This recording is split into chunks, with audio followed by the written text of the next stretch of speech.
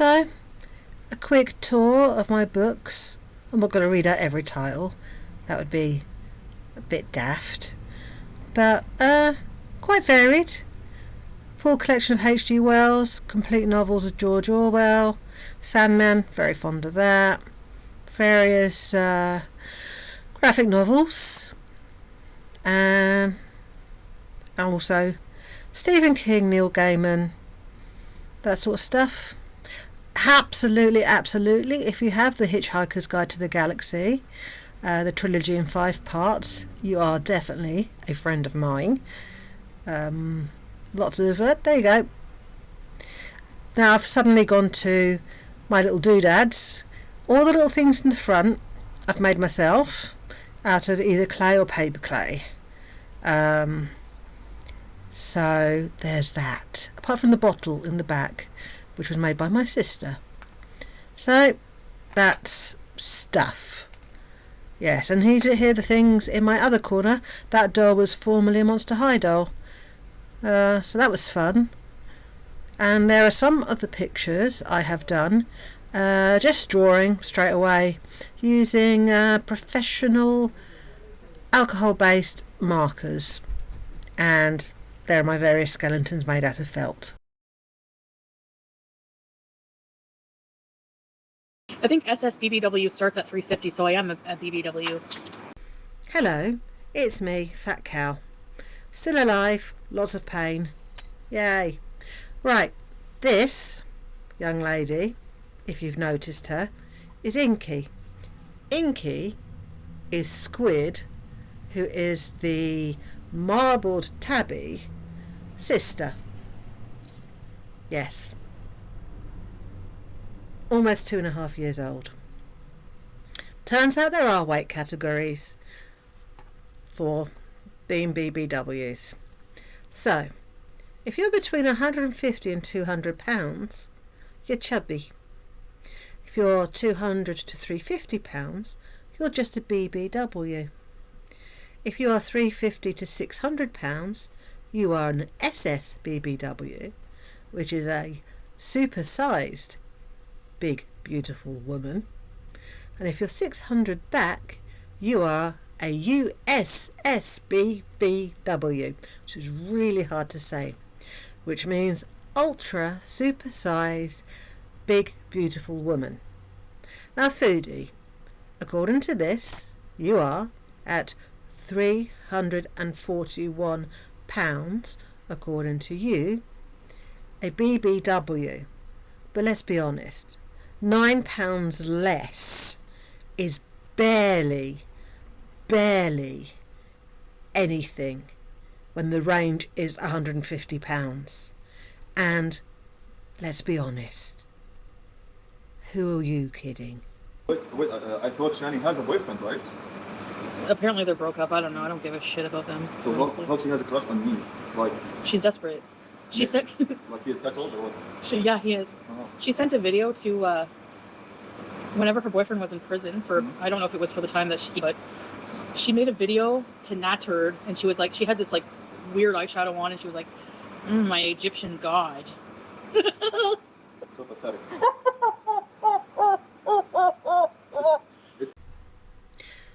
The only reason you mock Nader is to save face.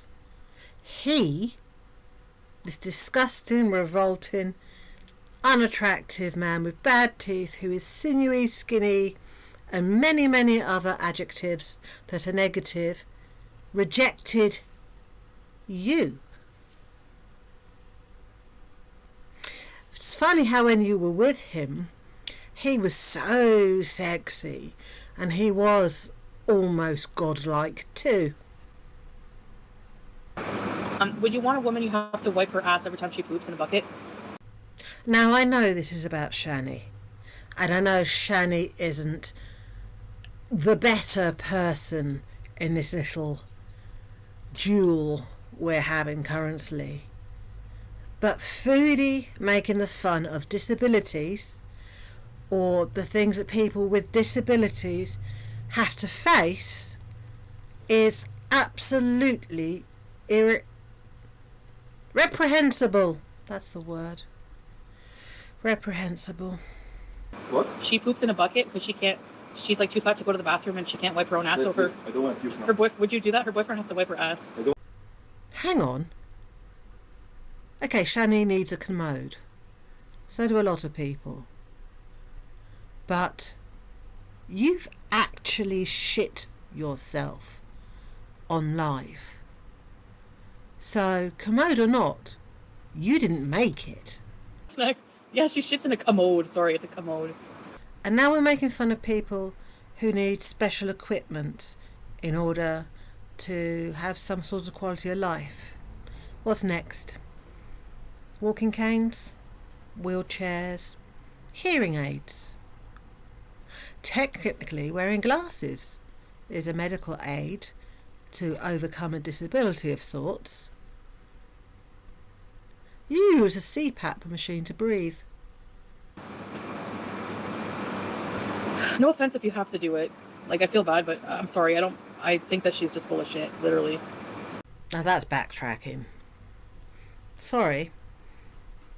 If you insult a person for doing something, you are actually insulting everybody. Literally, everybody. You can't,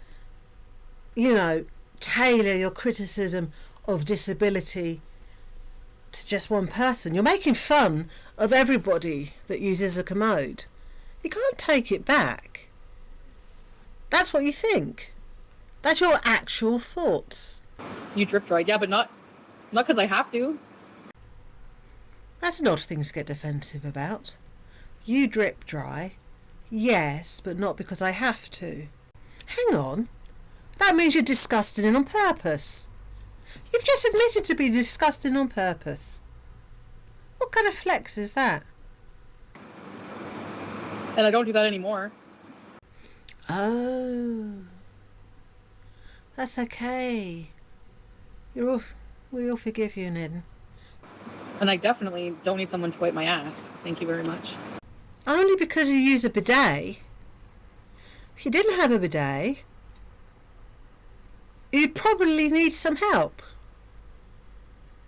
We know how long your arms are and how far you can reach. We know that the only way you would get to that area is that way. We know you have issues with your back. I can go on. But without the bidet, I think you'd find that actually you probably do. Never did, never will. Unless, maybe if I'm old. I hate to say this, and I legitimately hate to say this, but you're never going to find out, because you're not going to make it to being old. You're not going to make it to 45. Statistically, the odds are not in your favour unless you get off your fucking arse and actually make legitimate, genuine, intelligent changes. So that you don't have to worry about being old and infirm. You'll be dead. There you go. I've said it. Said it out loud. You'll be dead. Hey. For my beautiful wife Chantal, I would sacrifice for her. So it's okay. Aww. Something is going on. Salah wants something. He wants it very badly. Judging by all the compliments he's giving Foodie, all the food he's letting her eat, Salah wants something.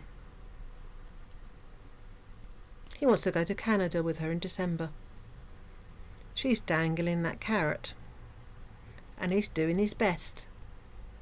Salah, you don't qualify for a visa to Canada. It's never going to happen, so don't bother trying. Okay? Stop brown-nosing. Stop sucking up to her. It's not going to happen.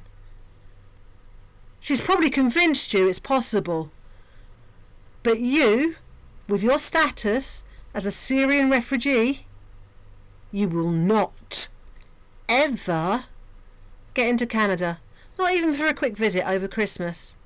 Foodie's going without you. Yeah, so you can stop pretending about how beautiful she is and how much you like her size and what a beautiful face she has and how much you love her and how that you're prepared to look after her if she was old and infirm. You can stop it. You can literally stop it. Because it must be driving you absolutely fucking bonkers. I don't know. You would get sick of it. You would get sick of it. If I became disabled. Chantal. Sweetie. Despite the fact it's entirely self-inflicted, and despite the fact you can rectify it in less than a year if you made the effort, you already are disabled. From eating too much, you would get sick of it. You would be like, you know, if it was something that was out of my control, then yeah. Absolutely none of it. None of it. None of it is out of your control. Everything that is happening to you with regards to your health is your fucking fault. That's made me so angry. You can fix this. You can get better. There are millions of people that don't have the choice and don't have the luxury and are stuck and have had their lives turned upside down by ill health and disability they didn't ask for and they don't deserve. Fuck you, Chantal. It's not my fault. There's none of this, it's not my fault. It's entirely your fault. Entirely your making.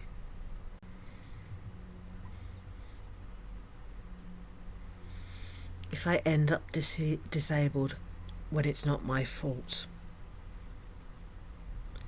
that is some big words, girl. You ignorant, unintelligent, selfish, entitled piece of excrement. Hello. I thought it was prudent that I came back to let you guys know I'm okay. I have read hundreds of stories of people who have become disabled, and it breaks my heart that this person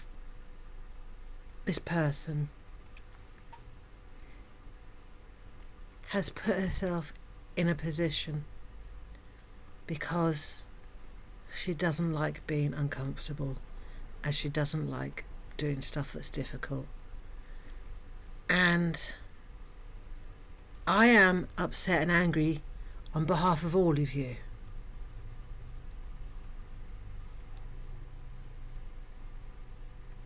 We are warriors, and we will prevail. Maybe slowly, with a limp, and a mobility aid or two. But we will. Do you know why, Chantal? Because we're a family. We're a tribe. We're a coven. We've got each other's backs. And we love each other.